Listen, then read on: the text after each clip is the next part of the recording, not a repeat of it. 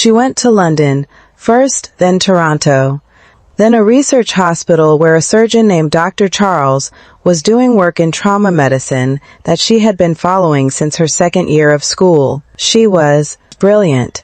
She had always been brilliant, but the years after sharpened her in ways that comfort never could. She worked longer than anyone. She published books. She made decisions in emergency rooms with the stillness of someone who had been through worse and survived.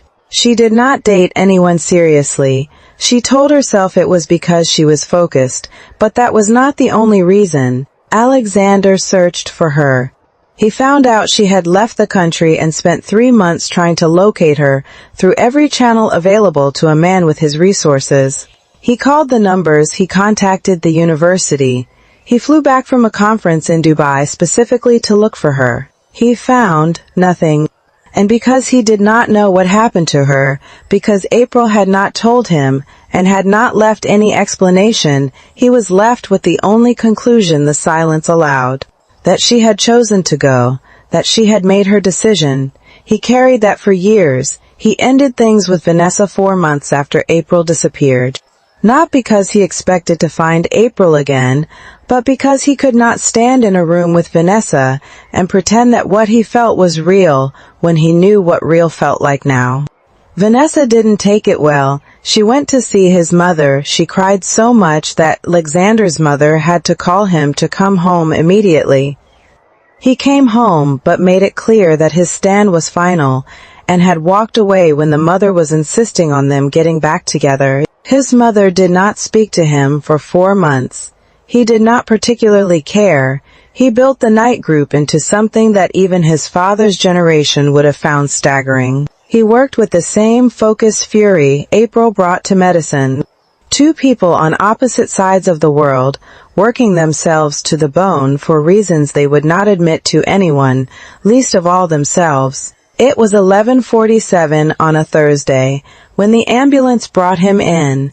April had been on hour 8 of a shift that was supposed to end at 10.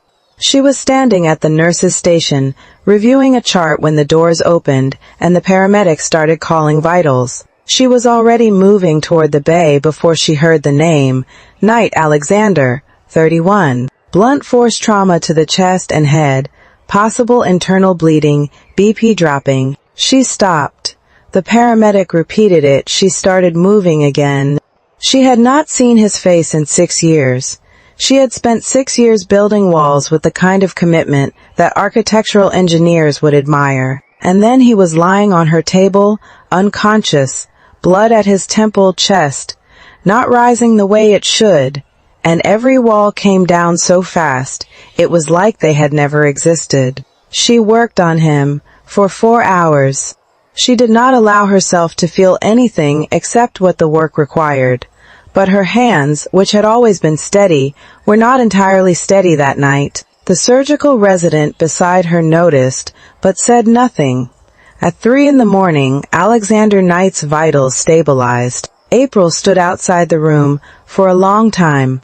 Then she sat in a supply closet and pressed her back against a shelf of saline bags and allowed herself 2 minutes. 2 minutes of not being a doctor.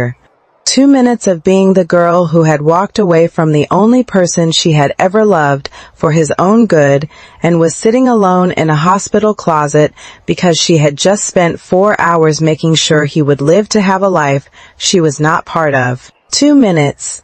Then she stood up, straightened her coat, and went back to work. He opened his eyes on a Saturday morning. She was not in the room. She had made sure she was assigned to other patients. But the resident told her later that the first thing he said after asking what had happened and where he was whether there was a doctor hard on staff. The resident confirmed there was. Alexander closed his eyes again. When April came to do rounds that afternoon, she kept her face arranged in the expression she used for complicated situations. Professional, warm, controlled. He was watching the door when she walked in. She looked at his chart. "How are you feeling?" He said nothing for a moment. Then he said, "You saved my life." She made a note in the chart. "That's my job," she said. He was quiet. "You left," he said. She kept her eyes on the chart. You almost died, she said. You need to rest. April, she looked up. He looked the way she remembered him, except older.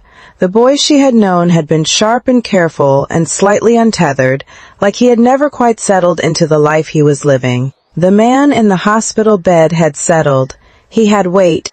He had the particular stillness of someone who had been through something that left a mark. She had left a mark.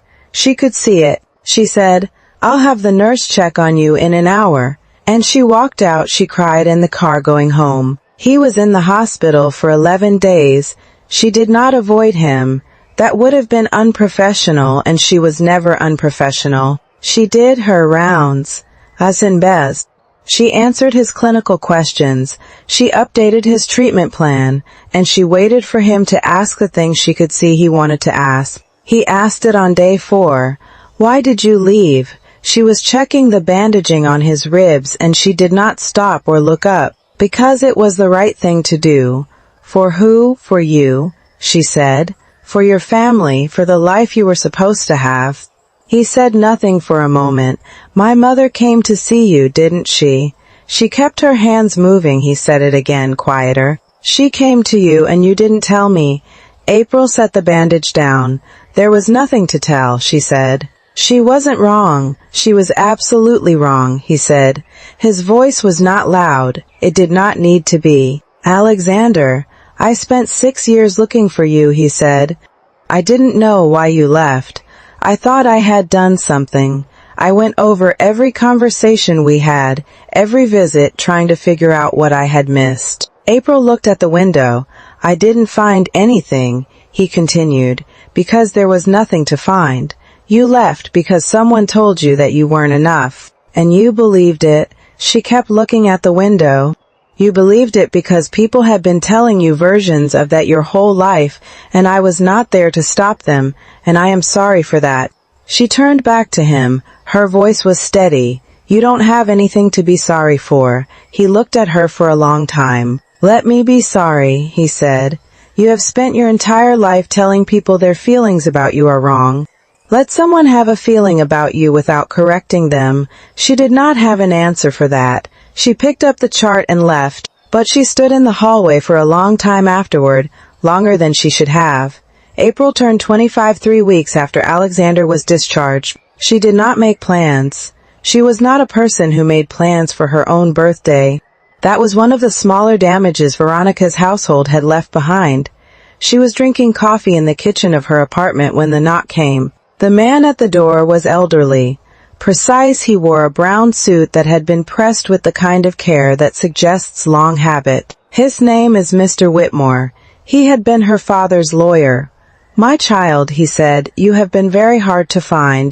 She let him in. He sat at her kitchen table and set down an envelope that was thick with documents. His hands were slightly unsteady, the hands of a man in his late 70s who had been waiting a long time to complete a task. "Your father was a careful man," Mr. Whitmore said.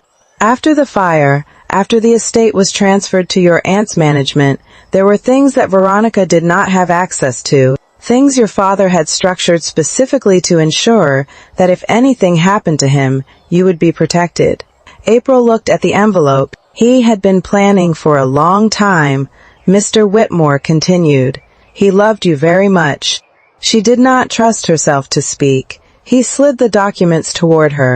She opened the envelope. What was inside took her 20 minutes to read. Then she read it again.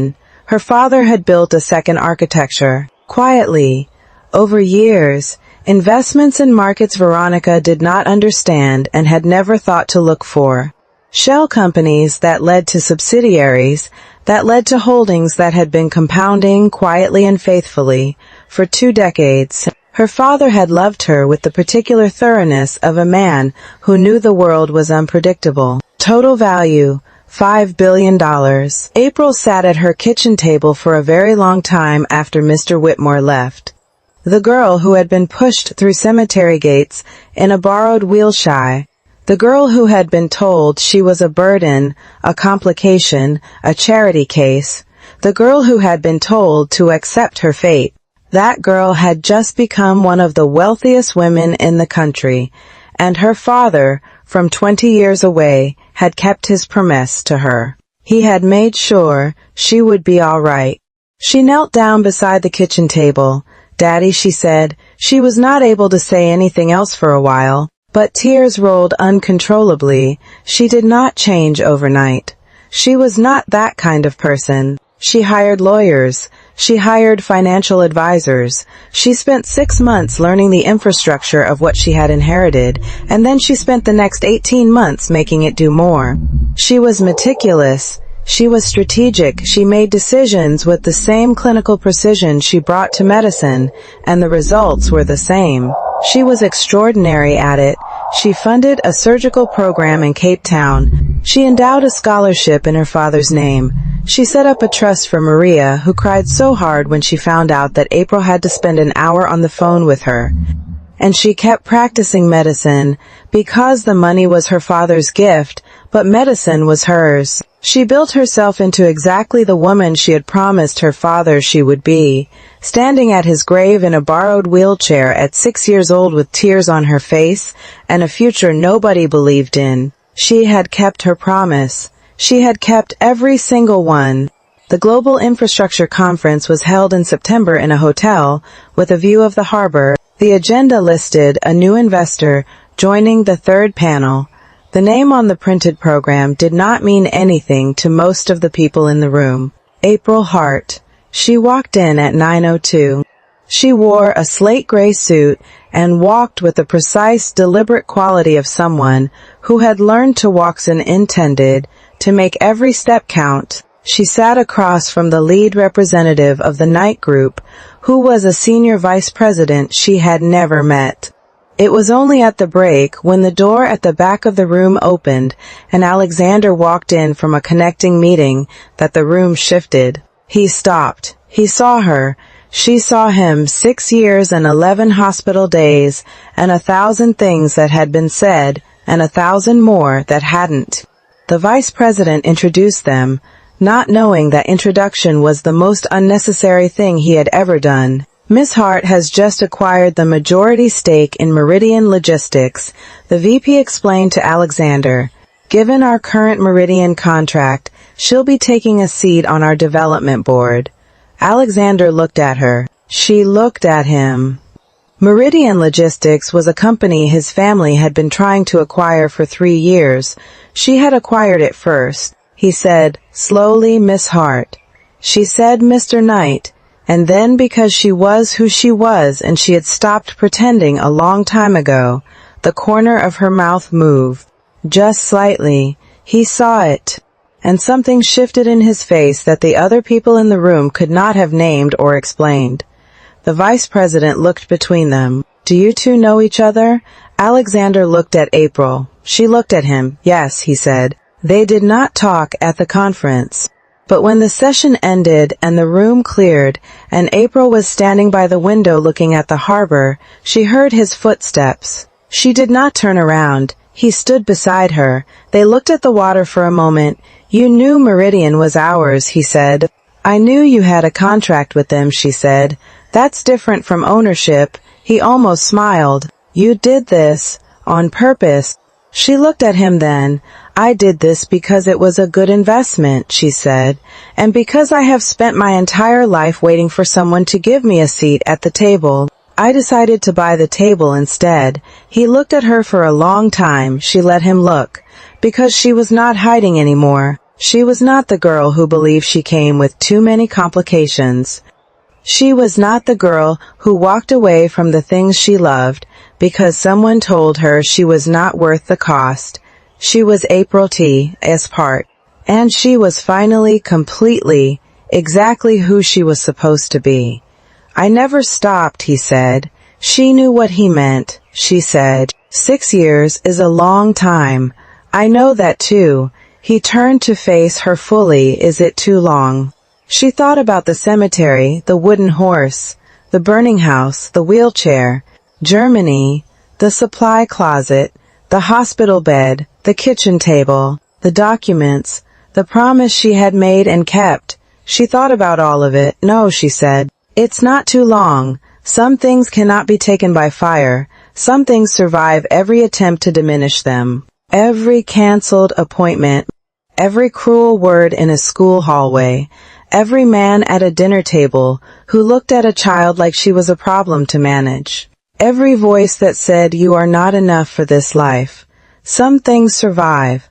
Love survives when it is real. And the Hart family name, which had once been reduced to ash and an orphan girl in a borrowed wheelchair, rose again, not the way the old mansion had stood, proud and fragile and belonging to a world that burned.